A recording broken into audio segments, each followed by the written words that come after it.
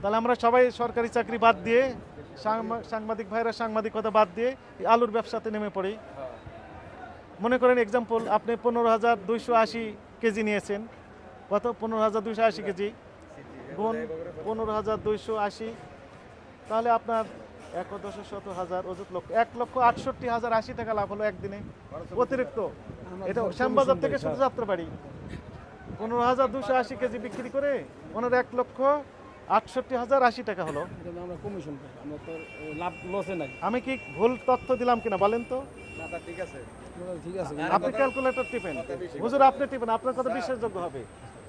56 টাকা আর 45 টাকা, তাহলে কত ডিফারেন্স? কত? 11 টাকা। 11 কত হয় পড়েন? 1,68,080 টাকা কি অতিরিক্ত লাভ করলেন এক রাতে।